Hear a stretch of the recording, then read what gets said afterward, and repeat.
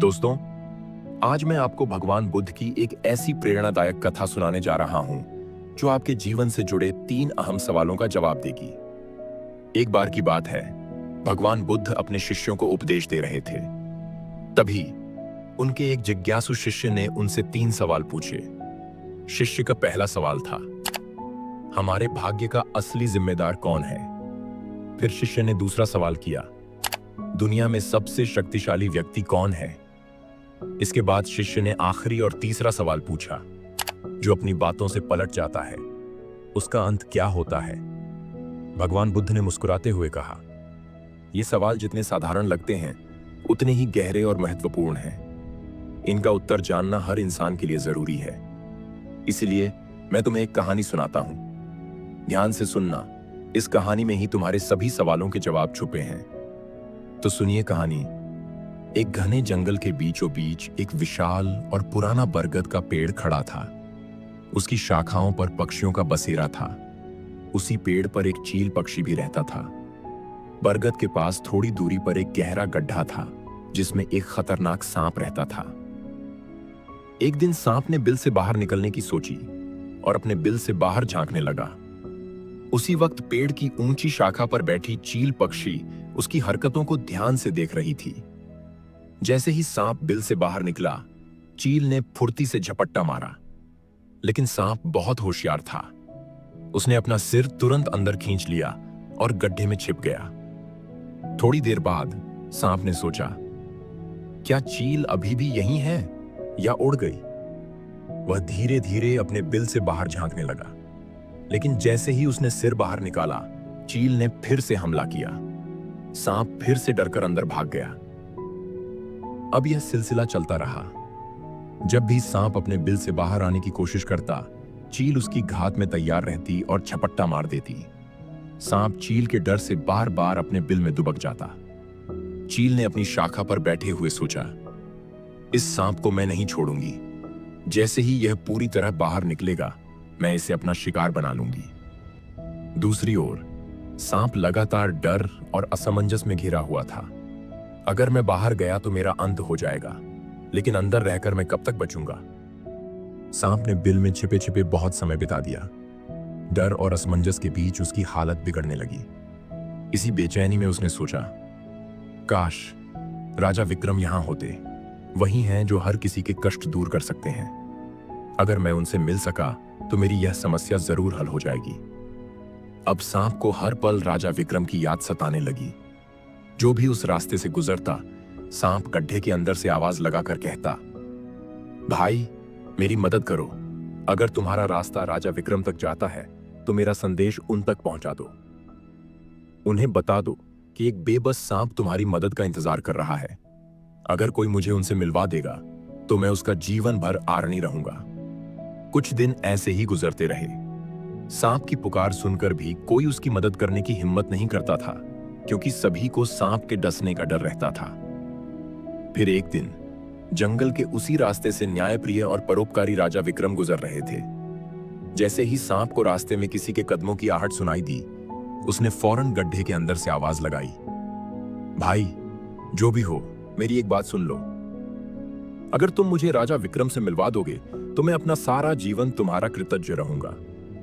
राजा विक्रम ने जब यह सुना तो उन्होंने झट से जवाब दिया, क्यों भाई, कौन हो तुम और तुम्हारा राजा विक्रम से क्या काम है?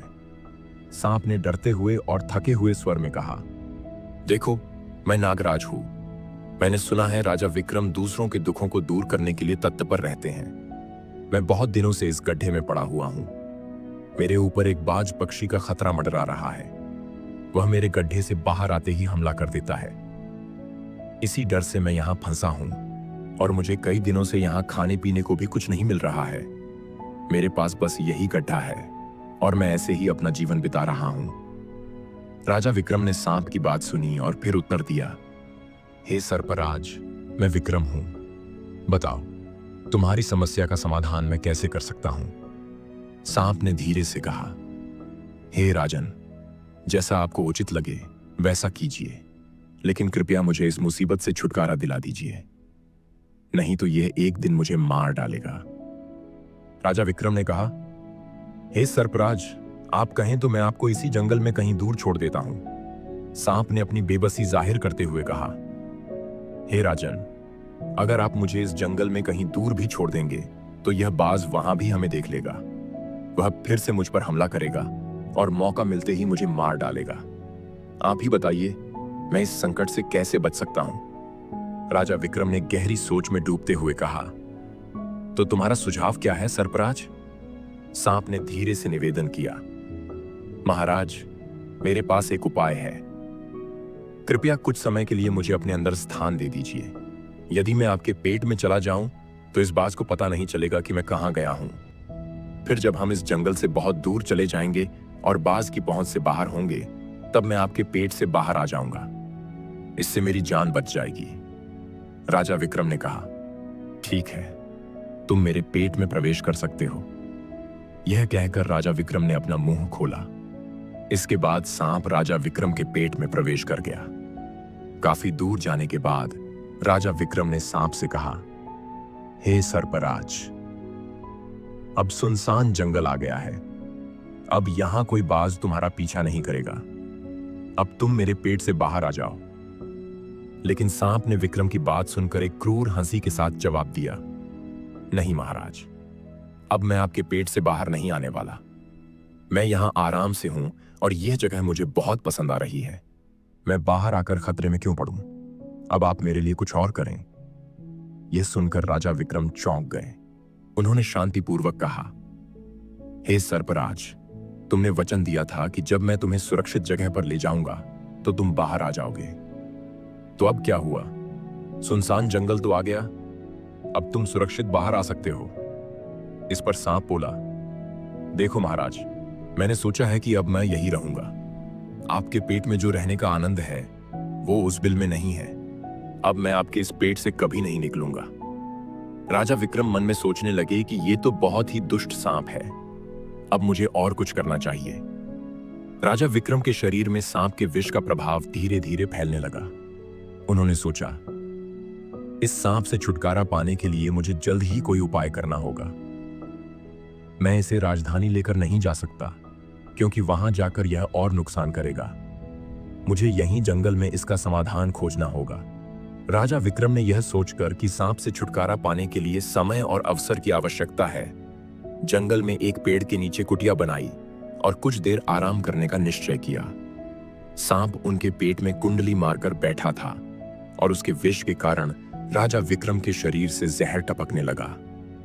उस जहर से एक दुर्गंध उठने लगी जो उनके आसपास के वातावरण को और भयावह बना रही थी। इस बीच जंगल में राजा विक्रम को एक और सांप दिखाई दिया जो जमीन पर पड़ा था। यह देखकर राजा विक्रम को एक विचार आया कि शायद इस सांप के माध्यम से वह अपने पेट में बैठे दुष्ट सांप को मात दे सकें। दूसरी ओर श्रावस्ती नगरी, जो उस समय एक प्रसिद्ध राज्य था, वहां के राजा ताम्रध्वज के बारे में जाना जाता था। राजा ताम्रध्वज बेहद घमंडी और स्वभाव से अभिमानी व्यक्ति थे। उनकी 3 सुंदर और समझदार पुत्रियां थीं। एक दिन राजा ताम्रध्वज ने अपनी तीनों पुत्रियों को बुलाया और गर्व से पूछा, पुत्रियों, बताओ, तुम किसके भाग्य का भोजन करती हो? किसके कारण तुम्हारा जीवन चलता है? 2 पुत्रियां, जो अपने पिता के घमंड और क्रोध से डरती थीं, तुरंत बोली, पिताजी, हम आपके भाग्य का खाती हैं। आपकी कृपा और साम्राज्य ही हमारे जीवन का आधार है। लेकिन उनकी सबसे छोटी और सबसे समझदार पुत्री चित्ररेखा ने पिता की ओर निर्भीक होकर देखा और बोली, नहीं पिताजी, मैं किसी का भाग्य नहीं खाती। मैं अपने भाग्य का भोजन करती हूं। मेरे जीवन का आधार मेरा स्वयं का भाग्य है। राजा को उस पुत्री की बात सुनकर बहुत क्रोध आया और क्रोध से लाल होकर उन्होंने तुरंत नाई और ब्राह्मण को बुलाया और आदेश दिया, इन दोनों पुत्रियों का विवाह किसी योग्य राजा या राज परिवार में करवा दो। लेकिन मेरी सबसे छोटी पुत्री चित्ररेखा, जो अपनी किस्मत पर इतना घमंड करती है, उसका विवाह किसी ऐसे व्यक्ति से करवा दो जो अपाहिज, बदनाम या बेकार हो। मेरी आज्ञा का पालन तुरंत किया जाए। राजा का आदेश मिलते ही नाई और ब्राह्मण विवाह के लिए वरों की खोज में निकल पड़े। उन्होंने दोनों बड़ी बहनों का विवाह राजपरिवार के उपयुक्त युवाओं से कर दिया। लेकिन जब चित्ररेखा की बारी आई तो उन्होंने जानबूझकर उसे योग्य वरों से वंचित कर दिया और उसकी खोज में जंगल की ओर निकल पड़े। जंगल में घूमते घूमते उनकी नजर राजा विक्रम पर पड़ी, जो झोपड़ी में गंभीर अवस्था में लेटे हुए थे। उनके शरीर से जहर टपक रहा था और विष के कारण उनके चारों ओर दुर्गंध फैली हुई थी। राजा विक्रम की यह दशा देखकर नाई और ब्राह्मण ने आपस में चर्चा की। यह व्यक्ति अपाहिज और असहाय लग रहा है। राजा ताम्रध्वज की शर्त पूरी करने के लिए इससे बेहतर कोई वर नहीं मिलेगा। उन्होंने तुरंत राजा विक्रम से संपर्क किया और अपनी योजना बताई। उन्होंने कहा, हम श्रावस्ती के राजा ताम्रध्वज के राजमहल से आए हैं। उनकी छोटी पुत्री चित्ररेखा का विवाह आपके साथ कराने का आदेश हमें मिला है। राजा विक्रम, जो पहले ही सांप के विष और अपनी स्थिति से परेशान थे, इस प्रस्ताव को सुनकर चौंक गए, लेकिन उन्होंने परिस्थिति को समझते हुए चुपचाप सहमति दे दी। कुछ समय बाद नाई और ब्राह्मण चित्ररेखा को जंगल में लेकर आए। उन्होंने राजा विक्रम और चित्ररेखा का विवाह जंगल में ही संपन्न करा दिया। चित्ररेखा, जो अपने भाग्य पर विश्वास करती थी, ने यह स्वीकार कर लिया कि यह भी उसकी किस्मत का ही हिस्सा है। राजा विक्रम जैसे वीर और पराक्रमी योद्धा ने कालचक्र के प्रभाव से एक निर्धन और कष्टपूर्ण जीवन स्वीकार कर लिया था। उनकी नई पत्नी चित्ररेखा, जो सत्य और धर्म पर विश्वास करती थी, अपने पति के प्रति पूरी तरह समर्पित थी। उसने हर परिस्थिति में राजा विक्रम का साथ दिया और उनकी सेवा में कोई कमी नहीं रखी।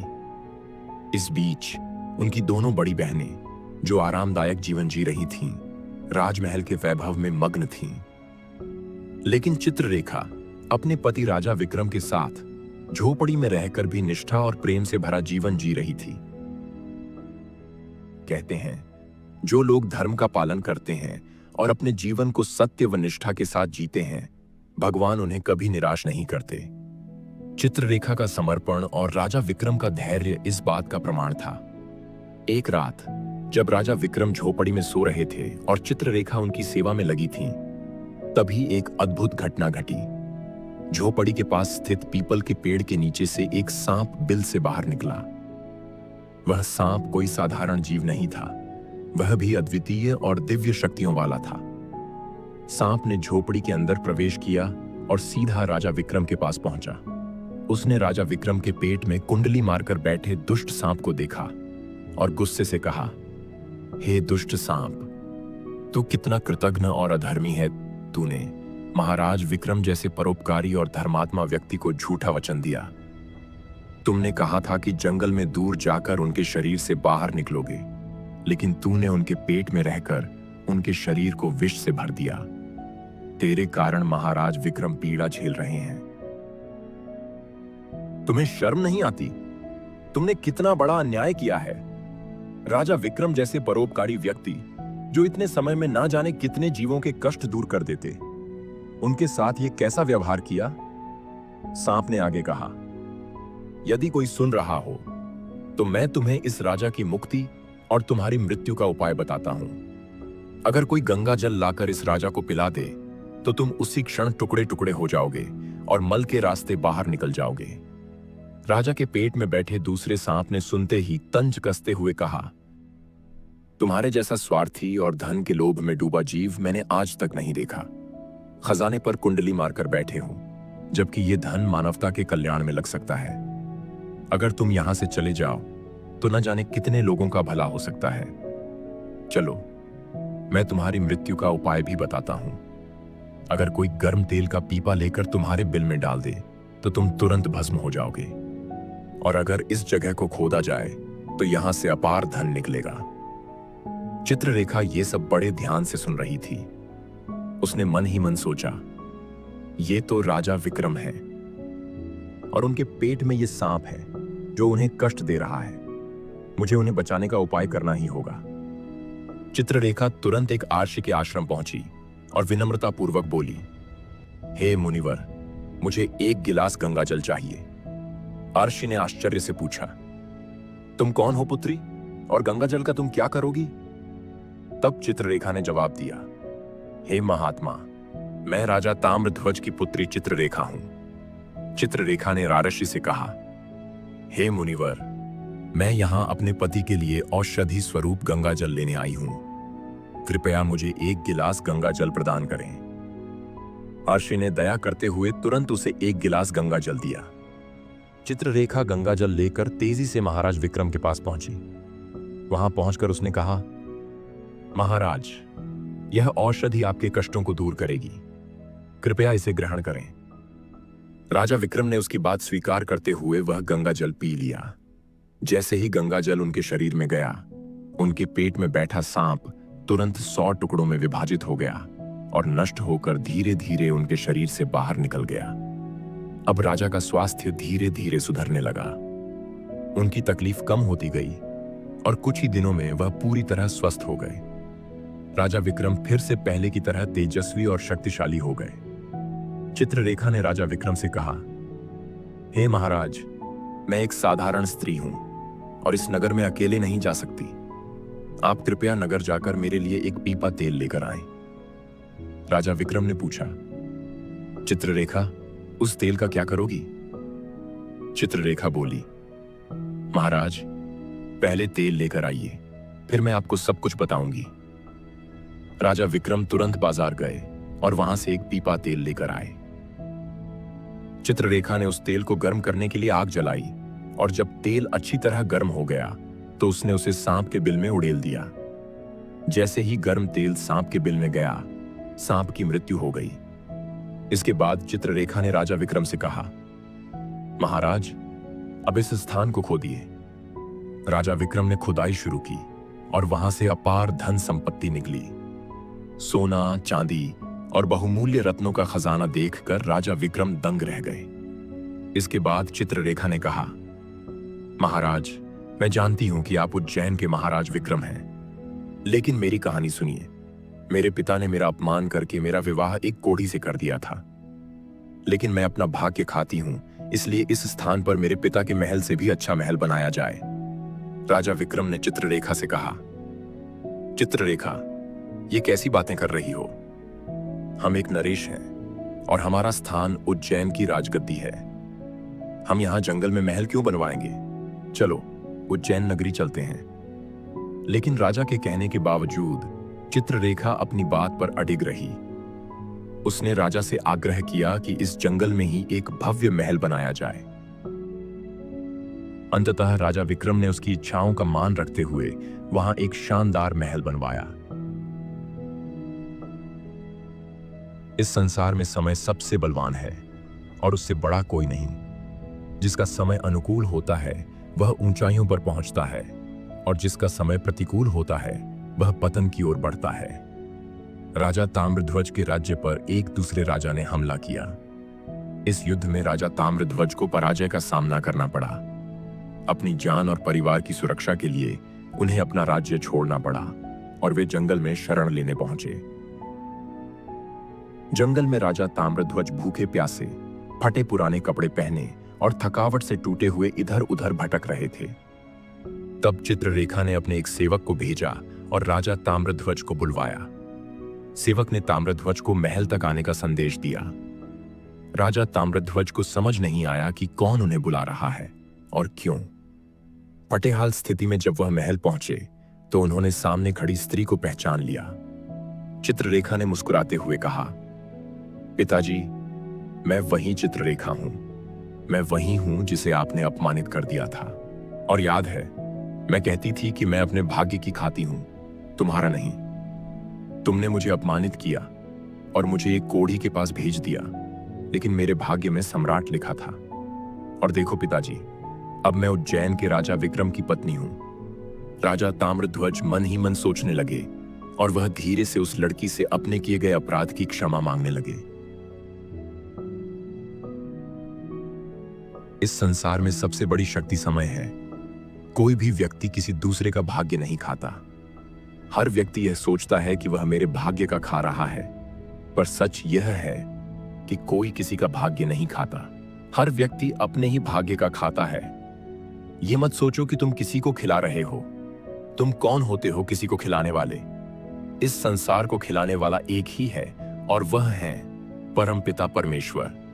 जो अपने वचनों से पलटता है उसका भी वही हश्र होता है। जो राजा विक्रम के पेट में बैठे उस सांप का हुआ। यह सच है कि अंततः उसका नाश हो जाता है।